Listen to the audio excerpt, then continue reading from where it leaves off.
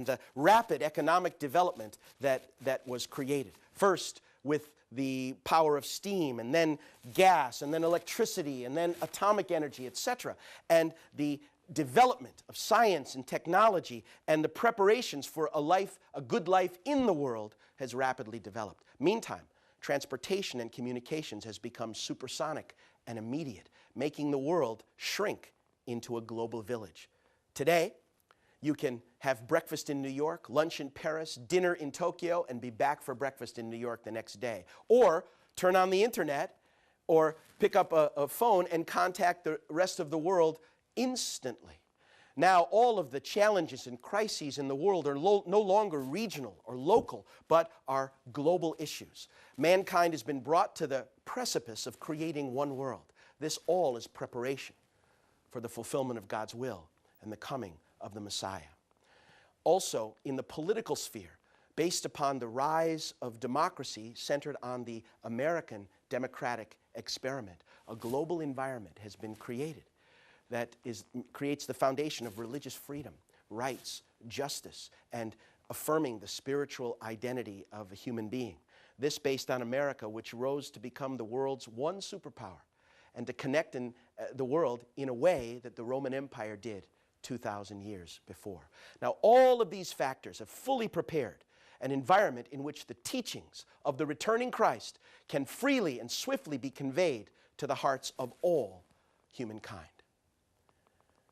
In conclusion, the principle of restoration through indemnity leads us to infer that Christ is to return at the end of the 2,000-year New Testament age, which has been restoring in parallel periods the previous age. So when we look at this previous era, we find 400 years of slavery, etc. It adds up to a 1930-year providence. If, with differences of a couple of years here or there, if the Christian providence has been successfully and effectively paralleling this period, then we should expect that the foundation for Christ's return was established by 1930. Likewise, when we consider from another standpoint, we have the 400-year period from Malachi, which prepared for the coming of Jesus.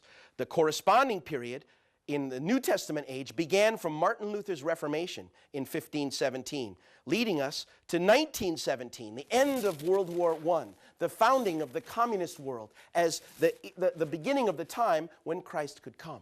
We are living in that time even now, where the foundation for the return of the Messiah and the events of the 20th century, the division of the world into the communist world and the democratic world, three great global conflicts, 3 world wars that took place in the 20th century. All of these were providential events. In our final presentations to come, we are going to look at the events of the 20th century and how they have prepared the foundation for the era that you and I are living in now, the most exciting and meaningful time in the history of humanity. I thank you for your time and your attention.